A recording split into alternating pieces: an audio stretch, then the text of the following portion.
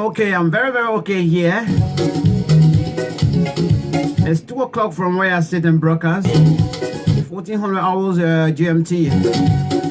We're expecting our studio guest any moment from now, Mr. Mo Ali, Assistant Secretary General for Public Affairs of the Unity Party, Opposition Unity Party of Liberia. He'll be our guest on this edition of Profile Liberia.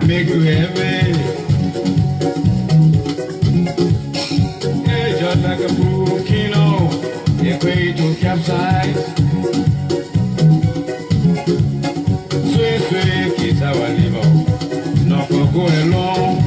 You want me to eat it, or we just can eat it. Kiss our little, now for go along. You take it from Peter today, Bob will take it from you tomorrow, Mama.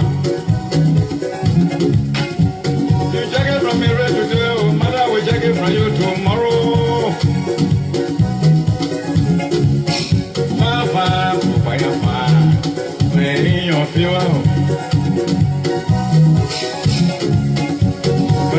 People do to you, you got to cry. I don't know for one person, it's a matter of time.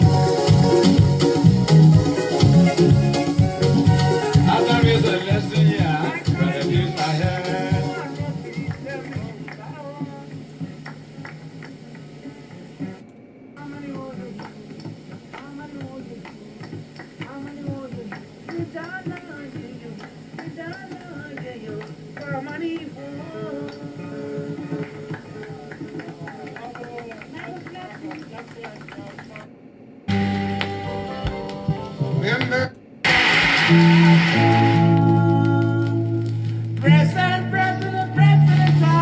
I consider it a distinct honor and privilege to have been invited to be the only Liberian president, indeed the first African head of state in this your third century, to address a joint session of your honorable body.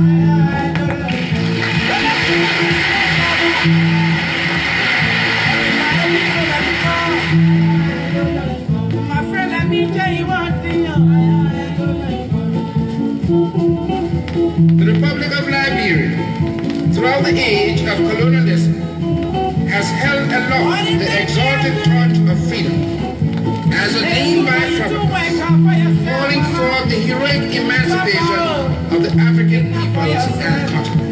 In the eternal interest of mankind, this liberating experience of the spirit of '76 must invincibly prevail. Oh mama, oh brother, oh sister, oh uncle. Liberians can proudly reflect upon the peculiar but solid contributions made by people from our continent and shores, people of our race and color, in enhancing the unprecedented international stature of the United States of America today. Oh, this is our own Moritoli, right? Higher Hyde. Total involvement. President William Maritoba, the lit. Elections. Exercising their universal suffrage, our sisters and brothers in Southern Africa are being violently denied their basic human rights and dignity. The scourge of discrimination and racist minority rule is afflicting and repressing the peoples of Zimbabwe, Namibia, and South Africa.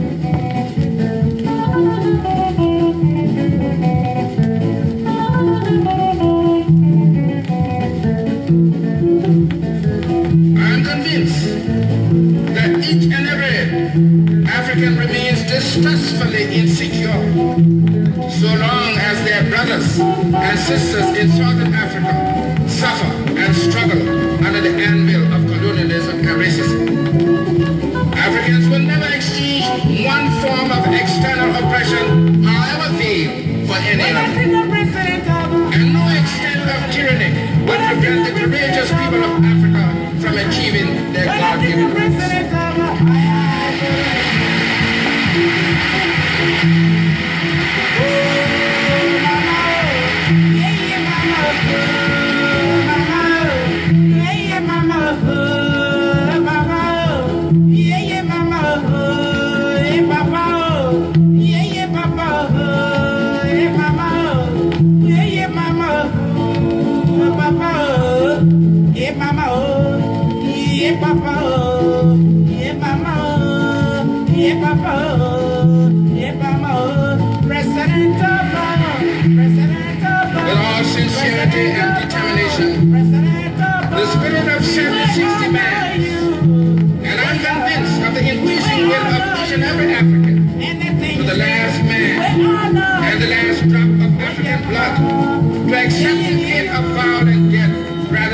to the infamy of continued oppression.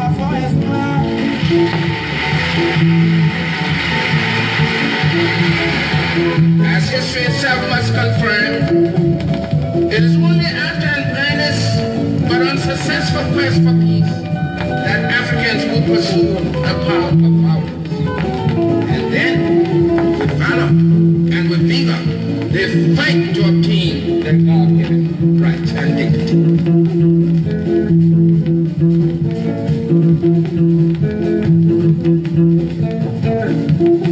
Mr. Speaker, honorable members of the Congress, let us always remember that the world is seized today in the grip of imbalances and disadvantages, in muck and malignancy. Sharp income disparity and striking social distinction exists. Human deprivations, degradation, and indignity are complemented by corporate concentration and systematic exploitation. Let the Congress then become the bold crusader for social and economic reform around the world. Our one goal and act timely.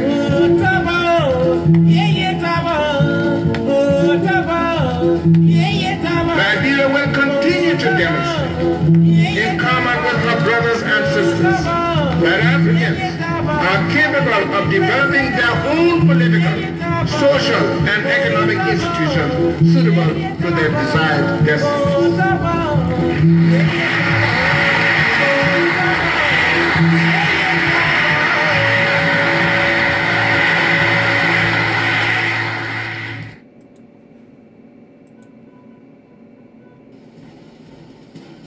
Did America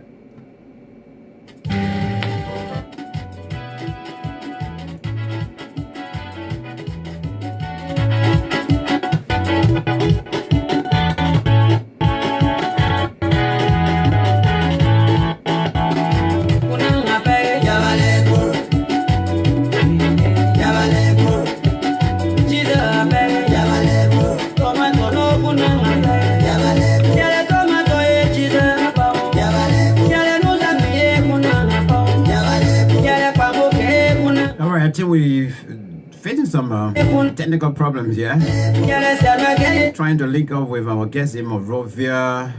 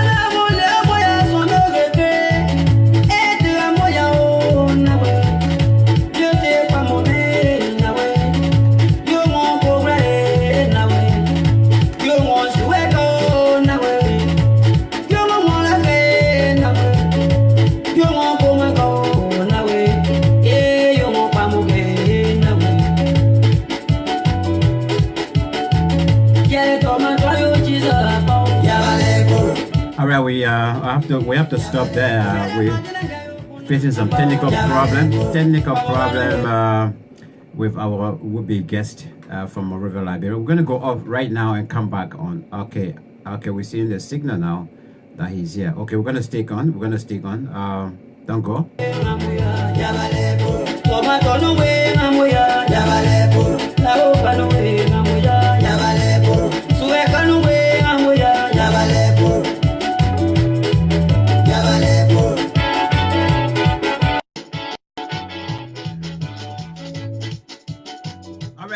Very soon soon we'll be going live in Monrovia, Liberia.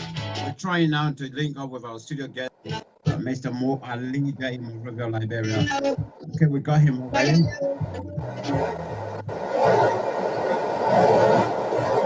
Let me say good morning, good afternoon, good evening to each and every one of you that are on the platform. Those of you that are here already, just share the video.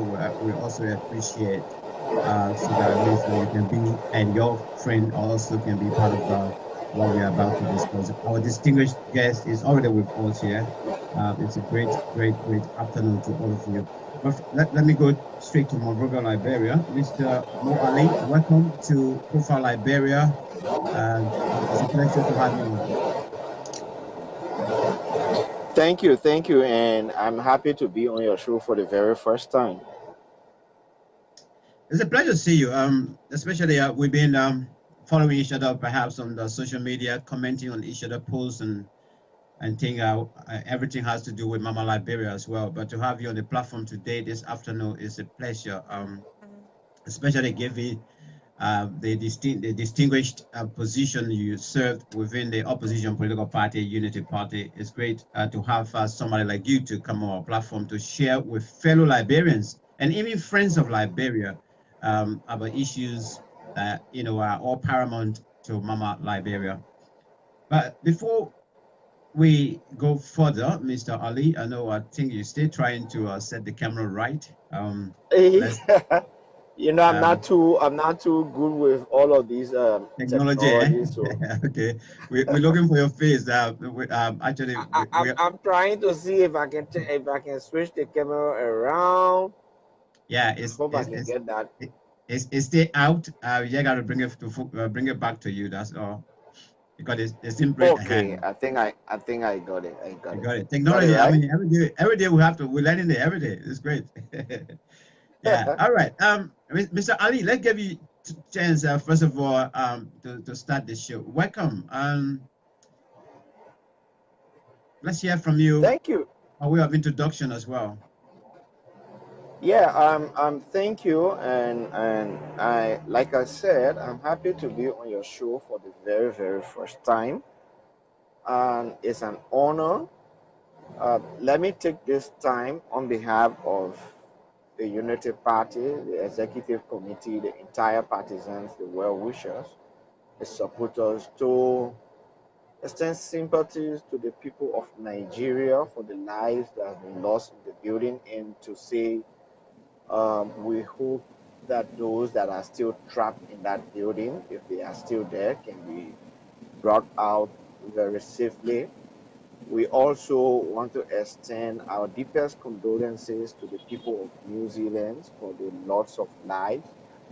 As you are aware, gunmen attacked two mosques this morning, and they killed about 49 persons who went to worship. And that is a very sad incident. We send our condolences to them.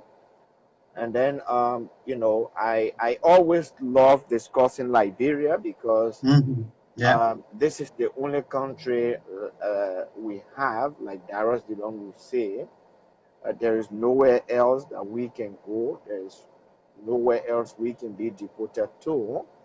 Yeah. And so whatever happens in Liberia, it affects all, whether positively or negatively. And so we always want to have a positive discussion about our country and see how we all can put our heads together, our minds together to see this country move forward in a positive direction so that the future generation can come on board and meet a country that they will be proud of. Mr. Ali, it's great. Thank you for that splendid, especially the words of condolences to our partners in progress as a nation, one country to another. These are issues that people don't really diplomatically, people don't take it granted if you extend such words to any country for that matter when they're going through these things. People take it serious. This is paramount. Thank you so much on behalf of your party. First of all, let's get to know. You are in politics now. Ali, Why politics? Well, politics for me is a passion. It's a passion that I see as a way to do good for my country, for the majority of the people, to serve the people. But let me be quick to say that politics is not my profession. I am a professional person. I just a little history about myself. I graduated from the University of Liberia with a degree in biology and worked a little. And then in 2014, I graduated from the University of Leeds in the UK with a degree in water sanitation and health engineering. So by profession, I am a wash engineer, and that's what I love to do. The politics aspect is something because it affects the lives of every one of us, and because I think the profession of water sanitation and health engineering can be more influenced through the politics, through the decisions that we make that affect our people, as they will need uh, affordable water supply, they will need affordable sanitation services, which we in the public health field consider as the bedrock of public.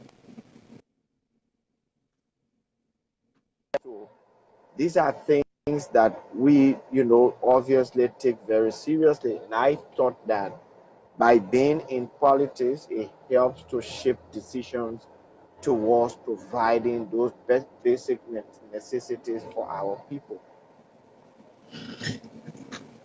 Now you end up, I mean, now the position of the Unity Party, the opposition Unity Party, how did you end up being the Assistant Secretary General for Public Affairs? Well, the Assistant Secretary General for Press, Publicity, and Outreach is an appointed position. So you are appointed by the chairman of the party or the chairperson, and then you are confirmed in that position by the National Executive Committee. So after the National Convention in 2016, July, in October, the current chairman, Wemo Pei, did the appointment of several assistant secretary generals and chairpersons of various standing committees. And I was fortunate and privileged to have been appointed to serve this position in my party, and something that I cherish doing. I was confirmed by the National Executive Committee. All right, before we go further, your standard bearer, how is he? He's good. He's very good. He's extremely engaged with the party. And on the other side, he's also busy running his foundation. He has the Joseph Blackeye Foundation that is catering, that is engaging in so many things. Like I said, in health, is engaging water sanitation and hygiene. It is engaging agriculture, and he's a farmer also. So he's also engaged with his farming activities in Bapulu and Bomi counties. So he's good health-wise, but he has also been very engaged with the party very actively. And if you recall, just recently, he signed a commitment along with others, the standard bearers of three other political parties. He signed a commitment to collaborate with those political parties. As far as the issue of coming together is concerned, how many, for Liberians that are listening to you for the first time, how many political parties decided to come together under that umbrella, and what are the sole purpose of coming together? Is it to reduce number of political parties? Well, there are four political parties. The Unity Party, of which I am a member, an executive committee member of, the Liberty Party, the All Liberian Party, and the Alternative National Congress. Those are four political parties. And there are factors that normally bring people together. One, you could talk about ideologies of these political parties. Two, you talked about the manner and form in which our country is being governed, where Madame Salif left it and where it is being carried to. So these are things that have necessitated our coming together. We are seeing that the governance process in this country is gradually being eroded. It's not something that we can be very proud of. We see that transparency institutions, accountability institutions have been undermined. We see that gradually people with critical voices are being branded as enemies of the state. We've seen that the press is being undermined. People are battling the press. And so these are things that we thought that should not be reverted to in our country. And if these things are happening with these political parties, we have common agenda, and our agenda is to see Liberia better off. We thought that coming together to fight this downward trend of governance in our country is only good for us and for the entire Liberian populace. And so you're now purposely coming together to reduce the number of political parties? Well, it's not purposely reducing number of political parties. As you are aware, we are in a multi-party democracy, and we cherish that. It allows for people to form any number of political parties, but again, you also want to come together on the basis of ideology. You also want to reduce the number of candidates on a ballot so that you cannot confuse the ordinary voters, and that's where sometimes people resort to making wrong decisions. We thought it is important that we came together to have a common front that will be able to present a stronger opposition bloc to the ruling coalition for democratic change. Now let's come to the aspect of Liberia and where we stand today.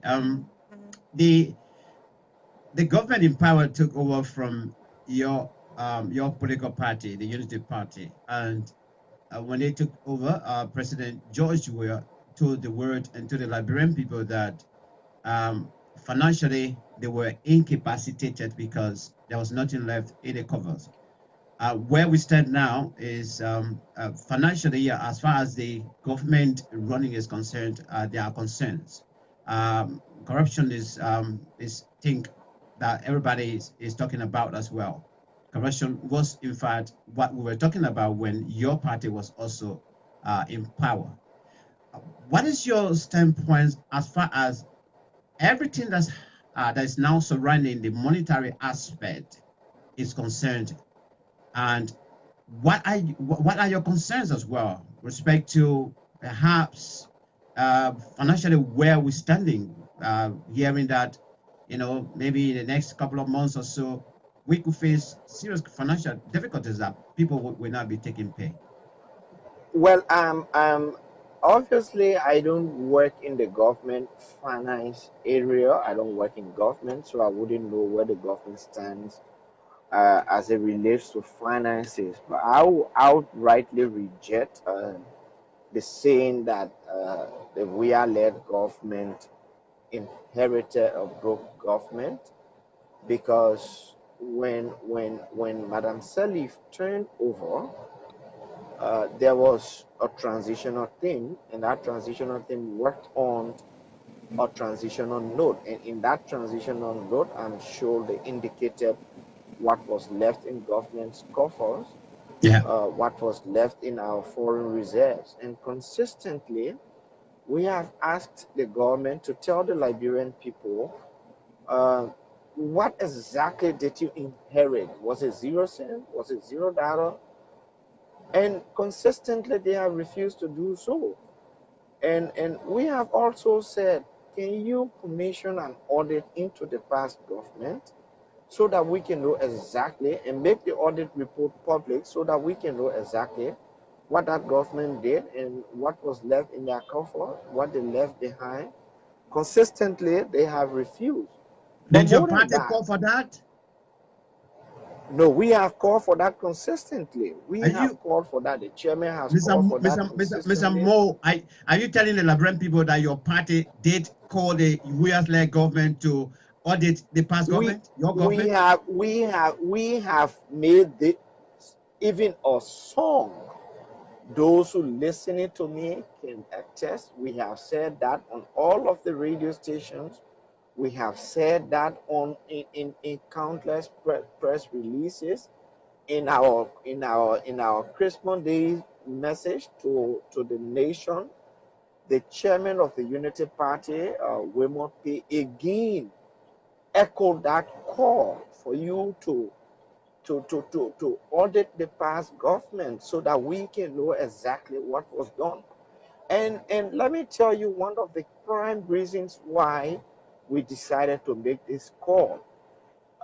We didn't want this government to find a scapegoat. We didn't want this government to scapegoat the past government for corrupt practices that it will get indulged into. And exactly what we were afraid of is exactly what this government is doing. They have consistently refused to audit the past government and tell the Liberian people what happened in that government, what that government left in the coffer. They have refused to do that, and the only reason why I see they are refusing to do that is because they don't want. It's because they want a situation where they will consistently and incessantly scapegoat the past government for whatever woeful governance system they are now implementing. The second thing is why I don't buy that statement. Now, money was printed and brought into this country, or materials were printed and brought into this country in the tune of 17 to 18 billion, and it's just about the 5 billion aspect of it that was infused into the economy by the Sirleaf Johnson the Johnson Sirleaf government. The rest of it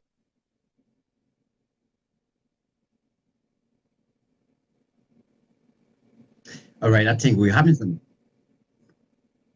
read. Sorry, call was coming in.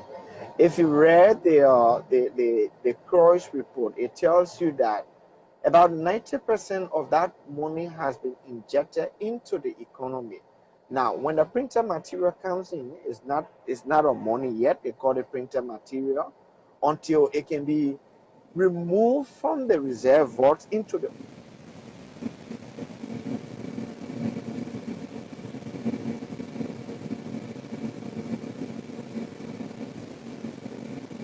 about 90% of that money has been put up to December last year into circulation.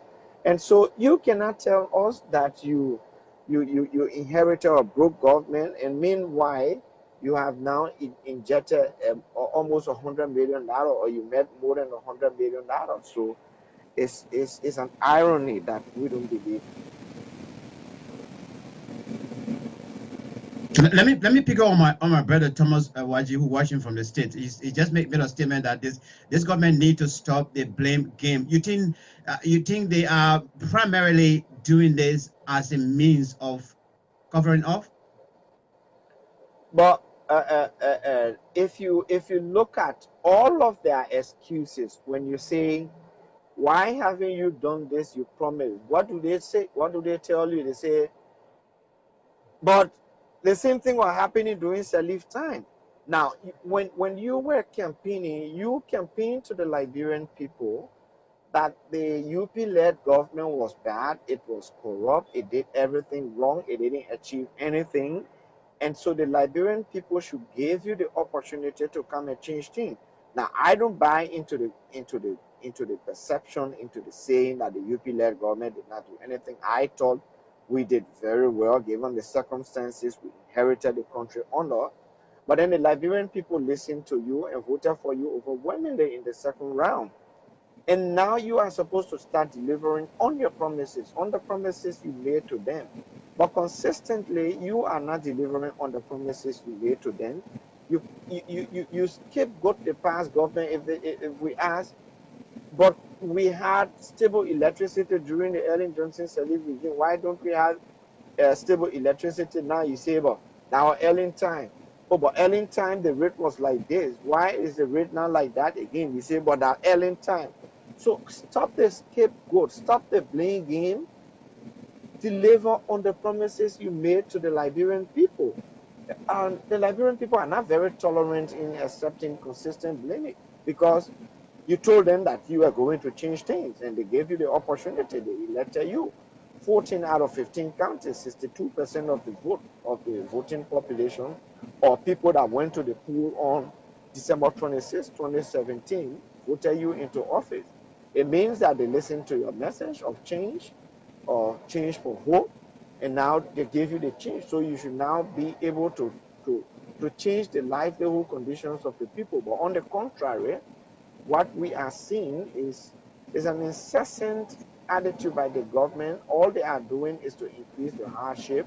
The prices are skyrocketing. People cannot afford to send their children to school. Schools are getting empty on school days. Children that were in school, you see them out. Universities are getting expensive. High school graduates cannot afford any longer to go to university. So it's not something that you should continue to blame the past government, because you told the people that you could do the magic. So do the magic. Mr. Ali, I mean, you just to me, for me, it's what you just told us. It sounds like a news that your party actually encouraged President Weah or President Weah's government to audit the past government. If that is the case, that your party engaged them by virtue of rating them, by virtue of having discussions with them, and they are still paying. What next? We don't need to write them. We don't need to write them. What we have done, we have made an open call to the government. We've made an open call to the president that, look, consistently you said you inherited a broken system. You inherited a broke government, an empty coffer. Can you commission an audit into the past government? We have said this in press releases. I have consistently called on the government to audit the past government. Just like I said in our Christmas message, or speech that I still have, the chairman of the Unity Party again called on the government to audit the past government, and so we can bring to a closure the blame game. We also want a situation where people that will be found culpable of engaging into corruption can be held liable and can face the full weight of the law, because we don't stand for corrupt practices. We don't encourage corruption. But these are all things that they are not doing. They consistently, you're stealing, but Ellen said was stealing. I mean, you don't come and tell the Liberian people that you are going to bring change, and they put you there to bring the change.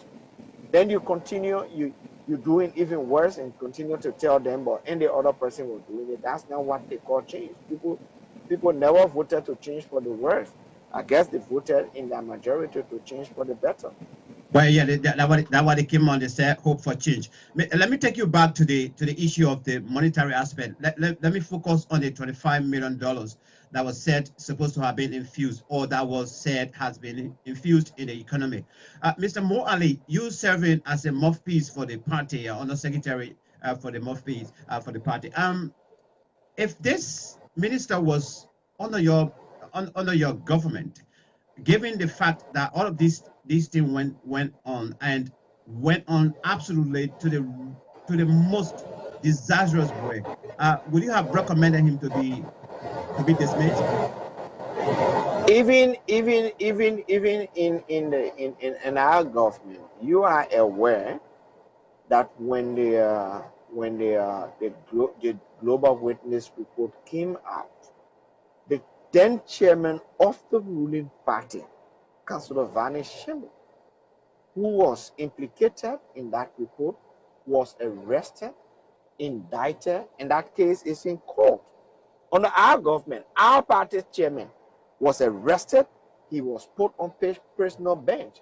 Now, here is a finance minister who has admitted in the investigation that they went through unconventional means. They went outside of the book. They went outside of the law to implement this mop-up exercise. And yet you come out to talk, the president comes out to tell the Liberian people that his government was vindicated in the report. How can he take the Liberian people for a ride like that? There was absolutely nowhere in the report that said the government was not vindicated. Even on the issue of the 16 billion, it's clear in the report that 52% of that 16 billion came during the regime of the Ellen Johnson Sirleaf, during the tenure of Ellen Johnson Sirleaf, and 42% came during the tenure of President Buya. And more than 90% injected into the economy under the reign of President Buya. Now, how can you conclude on the basis of the report that has indicted, or reports that have indicted both governments, that your government has been vindicated? It shows that we are not serious to fight corruption in this government. It shows that we are not serious to bring to book people that we see as sacred cows. And that's why the four political parties in their press statement indicated that, look, we commend you for the initial steps taken to arrest some people. We don't think that should be the end. There are other people who are also implicated in both reports. Those people should also be brought to face the full weight of the law. It shouldn't be a few persons. Do you know some of them? Absolutely. Samuel Toy, the current finance minister, has been explicitly implicated in that report. The current central bank governor. Would you want to see Samuel Toy out of there as Minister of Finance?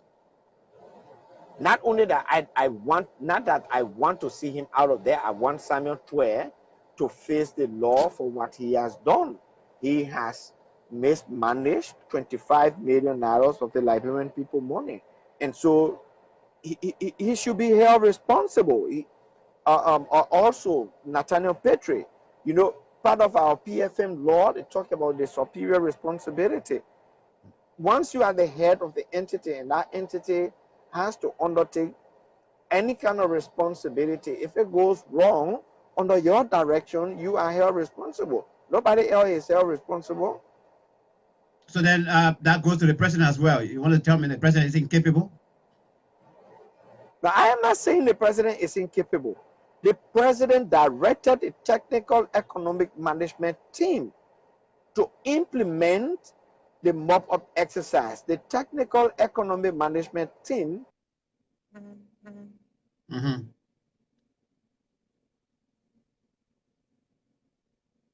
All right, my people, you please give us questions. That the economic management team should implement this, and it's something that they did, and they didn't do it rightfully, and 25 million has gone into the breach. So who should be held responsible? So the comment should be held people then, right? National Petrie should be held responsible. Why do you think up to now, these individuals that you're mentioning now, you're telling the Liberian people, especially those of us that are in the diaspora, why do you think up to now these people haven't been invited by the national security, or those are investigating monetary aspect? Well, here is the thing, right? People think that because they were appointed by President Buya, people think that because they are seditions and so they do nothing wrong, they are not implicated. And you heard the president said that they've written the General Auditing Commission, the GACs, to audit the $25 million issue, which the GAC has come out to reject. But here is the other side of it. A criminal investigation was done, or a forensic investigation was done, and it by two separate groups, the local group, the Ministry of Justice, comprising the Ministry of Justice, the Liberia Anti-Corruption Commission, and the Financial Investigative Unit, the FIU, and they come out to say that this is what happened. We have passed the stage of auditing. Then you come out to tell the Liberian people that no, they should be audited again.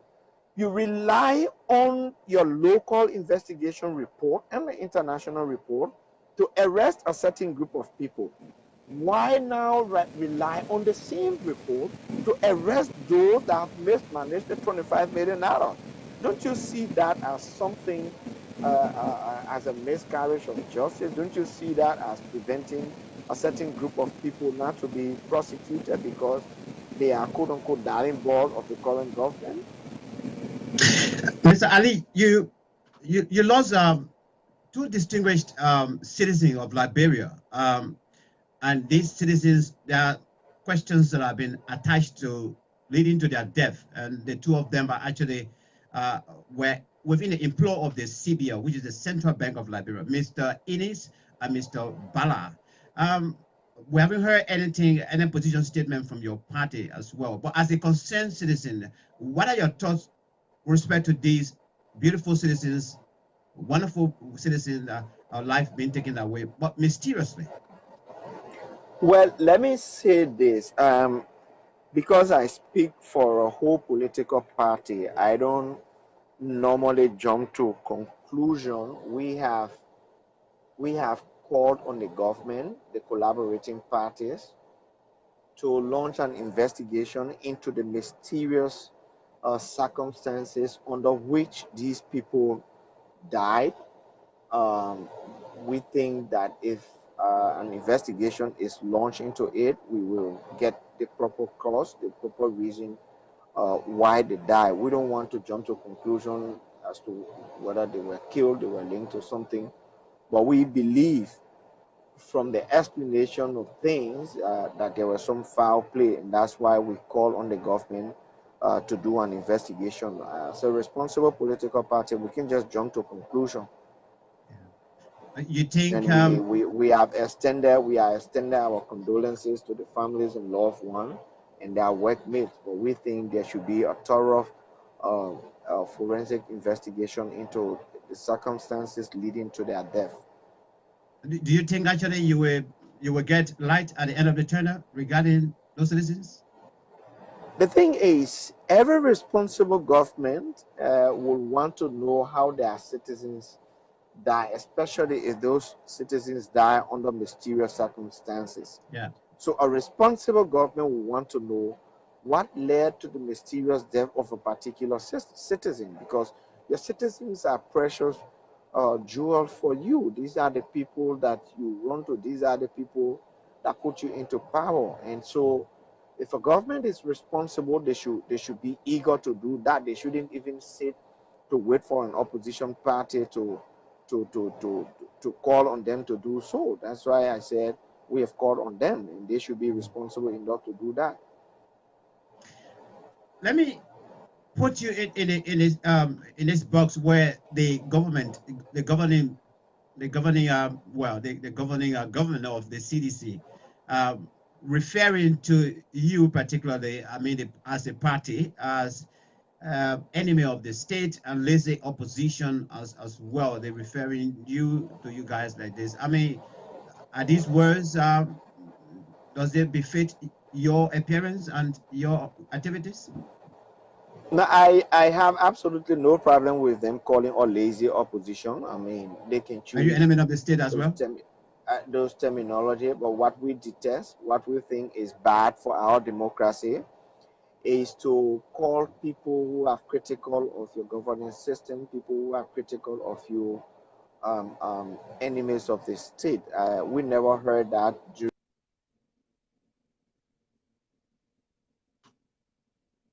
the regime of Samuel Doe. We heard enemy combatants, we heard enemies of the state, dissident collaborators during the days of terror, and we think these are not. We think these are things that should not be surfacing in this country again. I thought the president would be happy to have a vibrant and strong opposition that will keep him in check, that will make keep his government in check, so that they can help him to deliver on the promises he made to the Liberian people.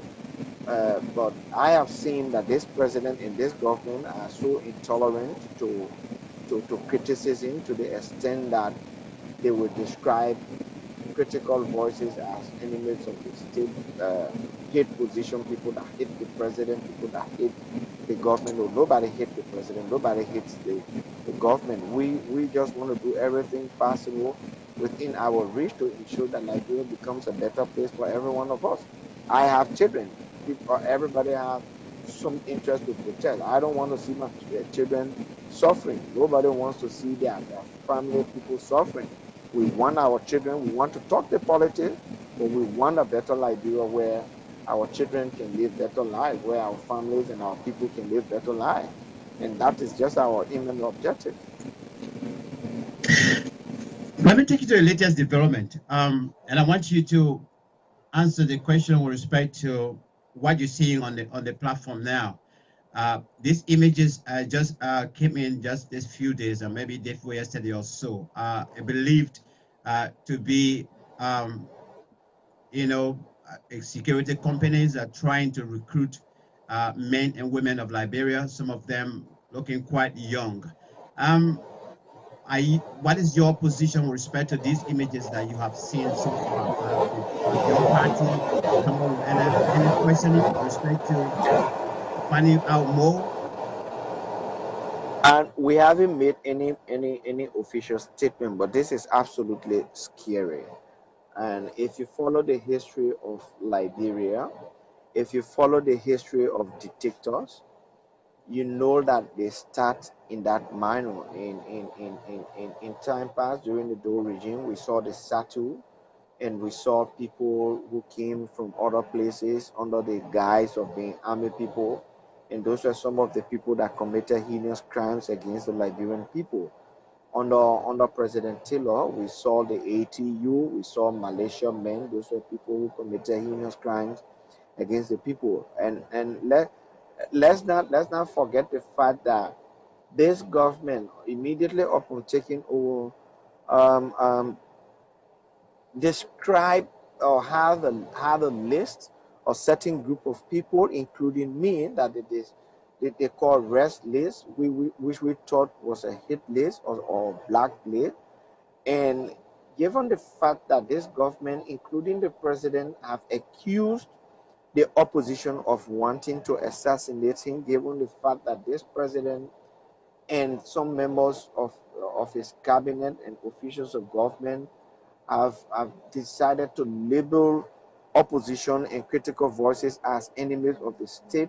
And then you see people who call themselves plebeians in support of President Buya are beginning to be trained in as security forces.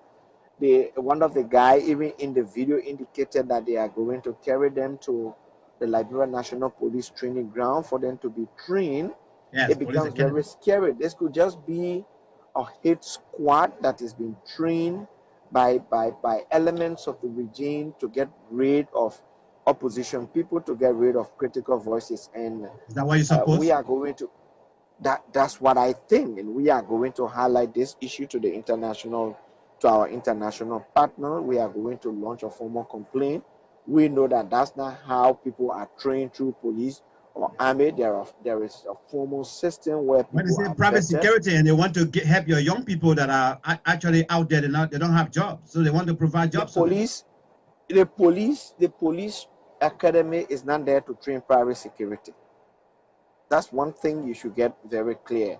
And if you listen to the guy in the video, everybody know these people calling themselves plebeians for Wuya, they are no private security. A private security, you won't be training a private security and you'll be talking about the plebeians for the Pupu or the plebeian for Wuya.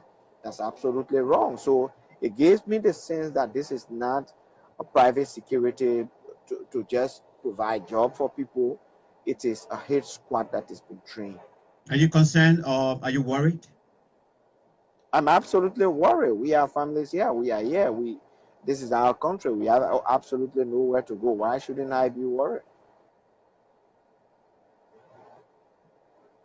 So far, we're going into 14 months now of the Weah-led government. Mr. Ali, you're on the ground, you know, I mean, when prices or commodities are up, you will know. If they are down, you will know, because you know, mommy will tell you that, oh, today I don't need $10, I need $15. Or mommy will say, oh, I don't need $10 today, I need $5. Um, as far as where we are as a nation is concerned with respect to these, you know, those needs actually paramount to our, you know, running the day-to-day affairs of our homes. Um, are you satisfied the way things are, or are you really concerned to the extent that maybe you want to see more of important things taking place in Liberia?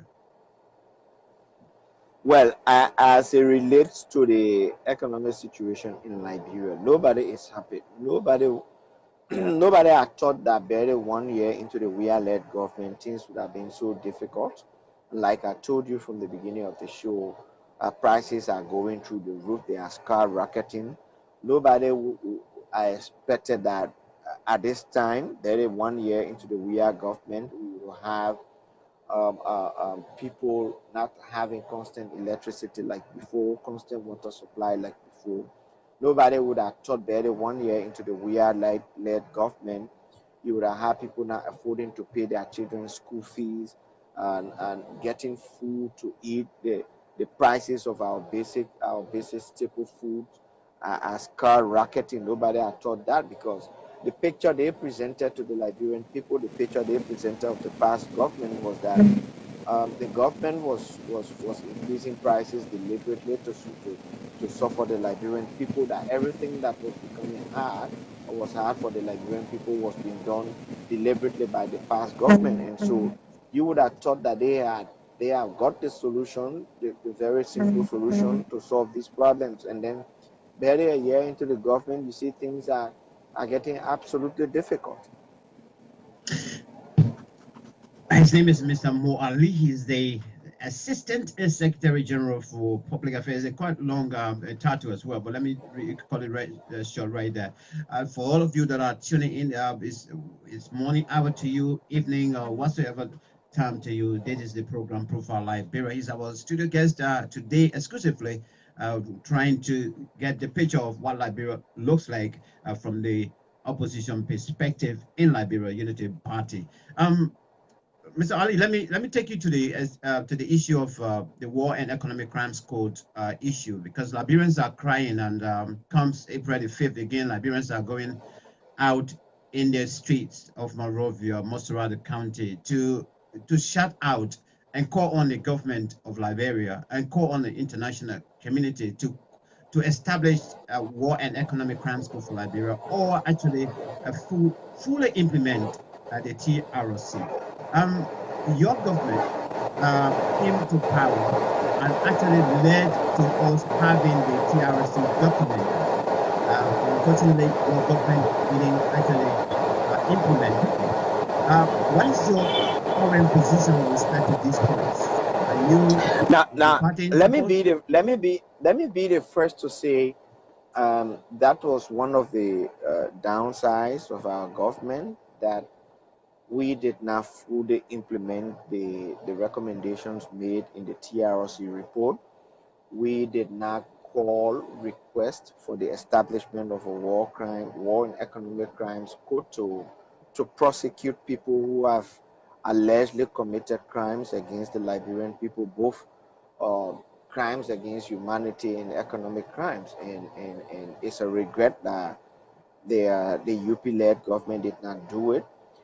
That said, it does not negate the fact that this government should not do it. And we, particularly me and some members of the Unity Party, we have consistently called for the establishment of a war crimes code. We are not of the opinion that people who slaughter innocent civilians in this country, people who kill people for no reason, should be roaming freely. We are not of the opinion that these people, some of them sitting at the very top echelon of government, should be roaming very freely. They should even be there. we still believe, we still support the establishment of a war and economic crimes code so that people who committed these crimes can come and face justice, so that the souls of those they kill in cold blood, innocent people, can rest in peace, so that the family members and loved ones of those they kill, they slaughter, can have at least some end to their sufferings, to their Yeah. pains. Mm. It's extremely painful to see people who just went about on their own will, on their own accord, killing people, slaughtering people in the streets, opening the bellies of pregnant women, slaughtering, beheading a member of the family in the full view of other people. And you see them in power, and they are there enjoying and living on the sweat and blood of Liberian people. We think this is absolutely wrong. And we thought that George Weah, as an ambassador of peace, as somebody who trumpeted, the call for peace in this country, would have been someone to have been in the forefront to call for the establishment of a war crimes court. And it's unfortunate that the president is sidestepping this issue. Mm. Now, what was your initial thought when the president, I think, we returned home from Senegal, and he was actually asked on the issue, and he answered the question by asking us the question as well: do you want war crimes code, or you want development? What was your initial thought about your leader at that time? I thought I was disingenuous. The president should not be asking the Liberian people to choose between war crimes code and development. Of course, we elected you to develop this country. We elected you to do what the Liberian people demand of you. The Liberian people in their vast majority say establish a war crime code. The Liberian people in their vast majority say we want development. We want the establishment of a war crime code. And we employ you. You should be the servant of the people.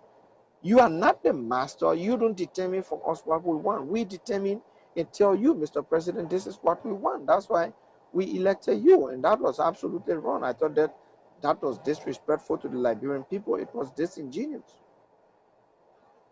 All right, we're just almost coming to the end of the show. Thanks for all of your comments. I won't be able to read them now, but maybe hopefully after the show, Mr. Ali will come back and he will read it. And perhaps if you have any response, he will actually respond to you by way of writing as well. So let's just see whether we can digress a little bit from where we are. Okay.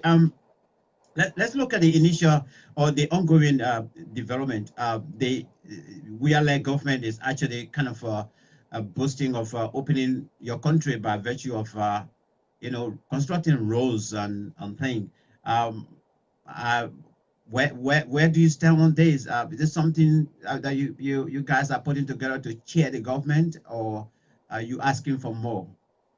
I didn't get you clearly. Can you repeat the question? The government of Mr. Weah is boasting, and they are telling us that the roads that they are building in Liberia or across most of the country are worthy, and perhaps it will boost our economy, growth as well. What is your position on this? Are you guys preparing to actually celebrate the government? Look, let me say this. Our top three priorities during the campaign, the Unity Party were roads, roads, roads, and roads.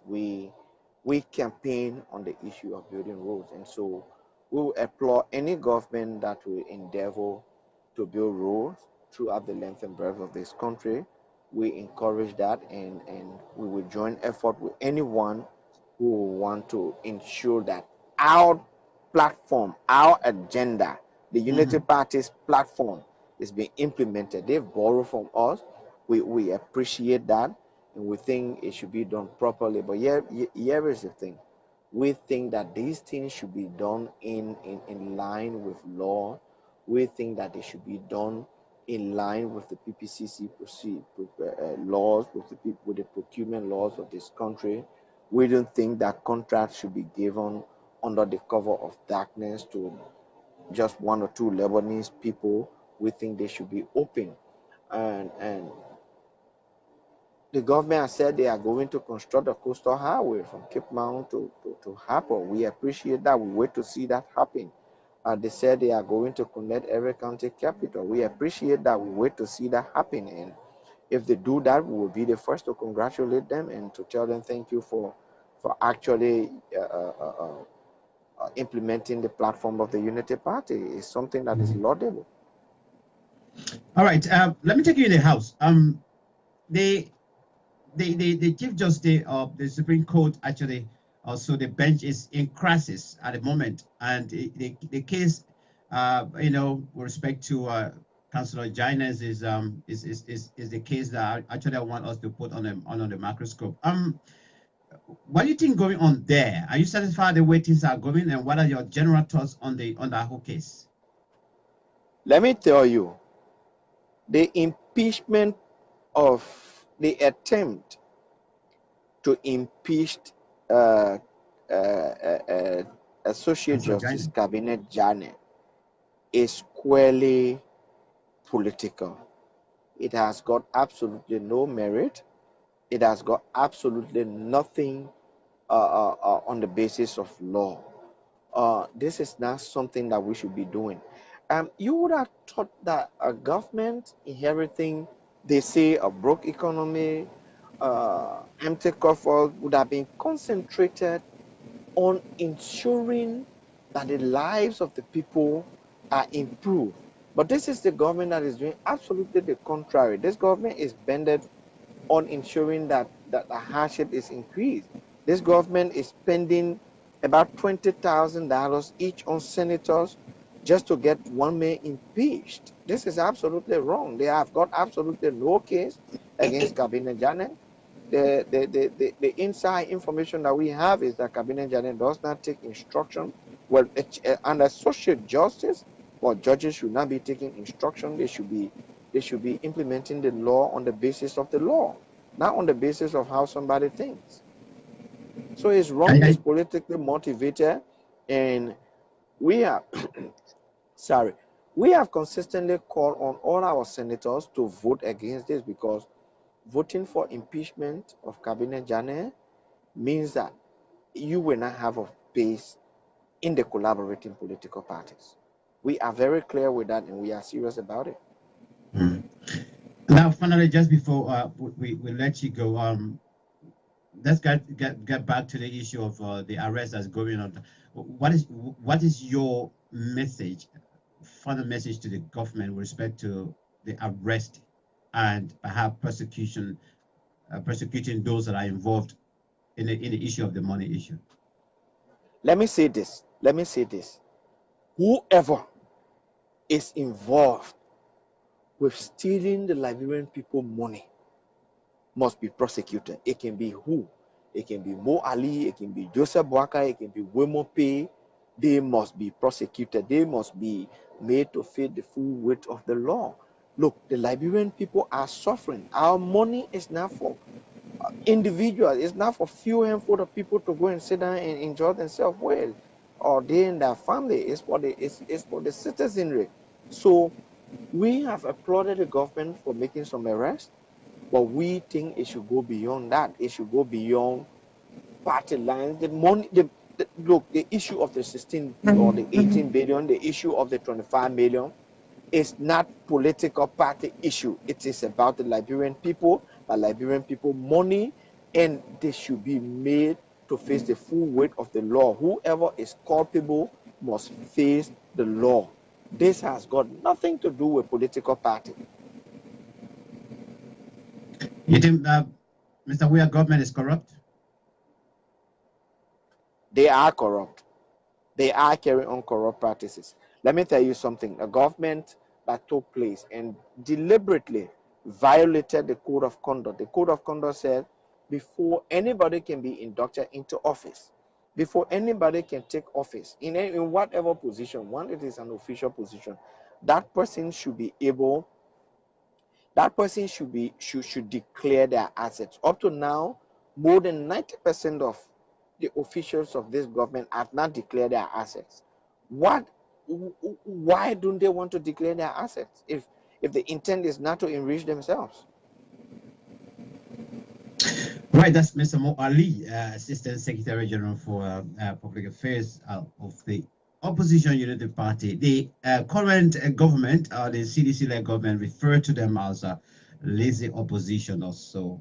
But of course, the terminology we don't want to encourage is the one that says declared people as, including the party, as how do you call it, enemy of the state. We don't want to encourage that terminology. But Mr. Ali, finally, anything you want to share with us just before we let go of you, since you have a few more hours to at least have some family time on this holiday? Well, I would like to say thank you to those watching, and thank you for the show. I will constantly follow. I will encourage everyone to discuss our country. This is the country that we all cherish. We want to see it better off for every Liberian. It is good that we can come together as Liberians in this time to discuss the common problems confronting our country, so that we all can find a solution to it. And thank you for having me on. I'm always available. All right, Mr. Ali, thank you so much, and thank you for giving us your time. Do have yourself the rest of the day. May God bless you and your family. Thank you. I'm going to take the keys out now. Bye-bye. All right, bye. All right, that was Mr. Mo Ali.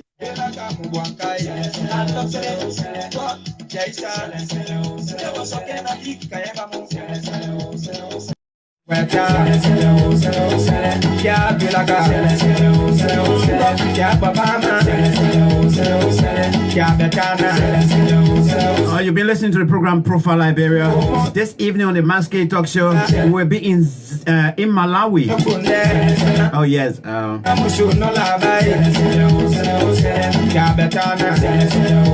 Sorry, we'll be in Zambia this evening on the Max Kpakio Talk Show.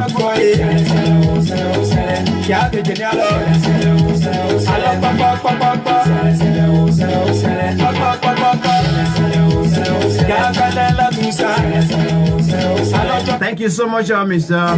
Mo Ali, for giving us your time and for contributing immensely, giving us information, disseminating it openly. That is the work of the opposition in any country, for that matter. You don't sit there and watch things. You say it as they are happening. Indeed, you recommend to the government as well. You help the government to work. You make the government to stand on their toes. Yes, that's the work of the opposition.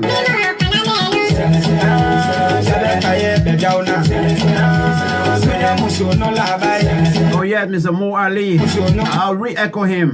He said yes, the government is corrupt. The government of President George Weah is corrupt.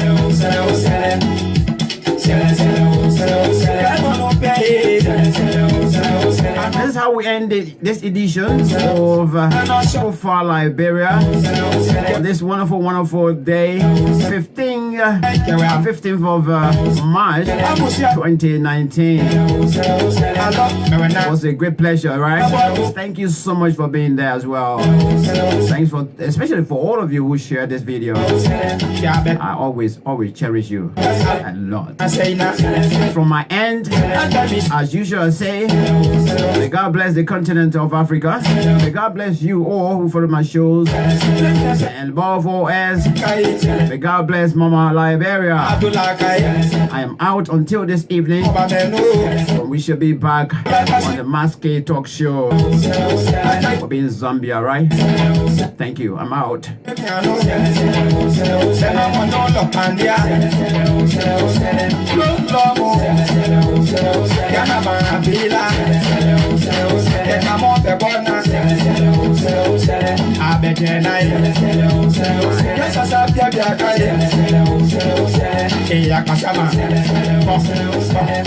Yes,